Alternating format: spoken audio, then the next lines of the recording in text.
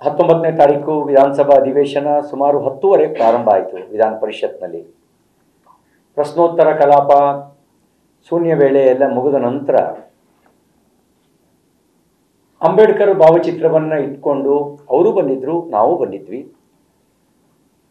ನಾವು ಅಂಬೇಡ್ಕರ್ ಅವರಿಗೆ ಕಾಂಗ್ರೆಸ್ ಹೇಗೆ ಅಪಮಾನ ಮಾಡ್ತು ಅನ್ನೋದನ್ನು ಎಳೆ ಎಳೆಯಾಗಿ ಬಿಡಿಸಿಟ್ವಿ. ನೀವು ಅವ್ರನ್ನ 2 ಬಾರಿ ಸೋಲಿಸಿದ್ರಿ,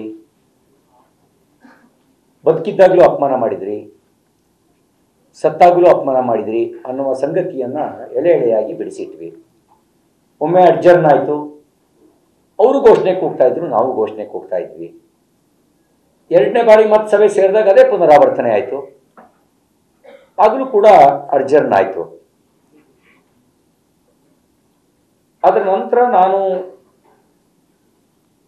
ಅಂಬೇಡ್ಕರ್ ಅವರಿಗೆ ಕಾಂಗ್ರೆಸ್ ಪಾರ್ಟಿ ಹೇಗೆ ನಡ್ಕೊಂಡಿದೆ ಅಂತ ಮಾಧ್ಯಮಕ್ಕೆ ವಿವರಿಸಬೇಕು ಅಂತ ಮಾಧ್ಯಮ ಗೋಷ್ಠಿಗೆ ಬಂದೆ. ನಾನು ಹೊರಗಡೆಗೆ ಸುವರ್ಣ ಕಾರಿಡಾರ್ ವಿಧಾನಸೌಧದ ಪಶ್ಚಿಮ ದ್ವಾರದ ಮಾಧ್ಯಮ ಗೋಷ್ಠಿಗೆ ಬಂದು ಹೇಳಿದೆ. ಮಾಧ್ಯಮ ಗೋಷ್ಠಿ ಮುಗಿಸಿ ಹೋಗಬೇಕಾದ್ರೆ ಒಂದಿಬ್ಬರು ಪತ್ರಕರ್ತರು ಹೀಗೆ ಹೇಳ್ತಾ ಇದ್ದಾರೆ, ನಿಮ್ಮ ಮೇಲೆ ಅಶ್ಲೀಲ ಪದ ಬಳಸಿದ್ರಿ ಅಂತ ಆರೋಪ ಮಾಡ್ತಿದ್ದಾರೆ ಅಂತ ಹೇಳಿದರು. ನಾನು ಒಂದು ಮಾತನ್ನು ಹೇಳಲಿಕ್ಕೆ ಬಯಸ್ತೇನೆ. ನಾನು ಅವರು ಎದುರು ಸಿಕ್ಕಿದಾಗಲೂ ಕೂಡ ಗೌರವಯುತವಾಗಿ ಏನಕ್ಕ ಚೆನ್ನಾಗಿದ್ದೀರಾ ಅಂತಲೇ ಮಾತಾಡ್ಸಿದ್ದೀನಿ. ಏನು ಲಕ್ಷ್ಮಕ್ಕ ಇವತ್ತು ವಿಶೇಷವಾದ ಕಳೆ ಬಂದಿದೆ ಅಂತ ಆಗಾಗ ತಮಾಷೆ ಮಾಡಿದ್ದೀನಿ. ನಾನು ಅದನ್ನು ವಿವರಕ್ಕೆ ನಾನು ಹೋಗೋದಿಲ್ಲ, ಯಾಕೆಂದರೆ ಸಭಾಪತಿಗಳು ನಮ್ಮ ವಿಧಾನ ಪರಿಷತ್ತಿನ ಕಸ್ಟೋಡಿಯನ್ನು. ಅವರು ಹೇಳಿದ ಆರೋಪಕ್ಕೆ ಸಂಬಂಧಿಸಿದಂತೆ ಅವರು ರೂಲಿಂಗ್ ಕೊಟ್ಟಿದ್ದಾರೆ, ಮಾಧ್ಯಮಕ್ಕೂ ಹೇಳಿದ್ದಾರೆ. ಹಾಗಾಗಿ ನಾನು ಅದನ್ನು ಎಕ್ಸ್ಪ್ಲೈನ್ ಮಾಡಲಿಕ್ಕೆ ನಾನು ಹೋಗಲ್ಲ. ನಾನೇನು ಮಾತಾಡಿದೆ, ಅವರೇನು ಮಾತಾಡಿದೆ ಅನ್ನೋದು ಕೆಲವೊಮ್ಮೆ ದಾಖಲಾಗದೇ ಇರ್ಬೋದು.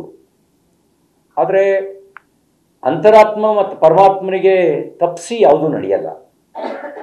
ಎಲ್ಲ ಸಂಗತಿಗಳು ಕೂಡ ಅಂತರಾತ್ಮ ಮತ್ತು ಪರಮಾತ್ಮನಿಗೆ ಗೊತ್ತಾಗ್ತವೆ. ಹಾಗಾಗಿ ಅವರೇನು ಮಾತಾಡಿದ್ದಾರೆ, ನಾನೇನು ಮಾತಾಡಿದ್ದೀನಿ ಅನ್ನೋದನ್ನು ಸಭಾಧ್ಯಕ್ಷರು ಏನು ರೂಲಿಂಗ್ ಕೊಟ್ಟಿದ್ದಾರೆ ಆ ರೂಲಿಂಗಿಗೆ ಸೀಮಿತಗೊಳಿಸಿ, ಉಳಿದಿದ್ದನ್ನು ಸಭಾಧ್ಯಕ್ಷರು ರೂಲಿಂಗಲ್ಲೇ ಹೇಳಿದರು, ಅಂತರಾತ್ಮಕ್ಕೆ ಪ್ರಶ್ನೆ ಮಾಡಿಕೊಡಿ ಅಂಥೇಳಿ.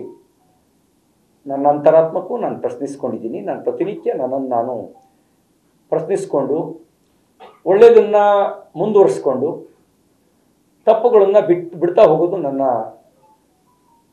ಜೀವನದಲ್ಲಿ ನಾನು ಅಳವಡಿಸ್ಕೊಂಡಿರುವಂಥ ಸಂಗತಿ.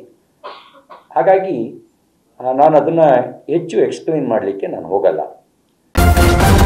ನ್ಯೂಸ್ ಫಸ್ಟ್, ನಿರ್ಭೀತಿಯಿಂದ ನಿಮ್ಮ ಪರವಾಗಿ.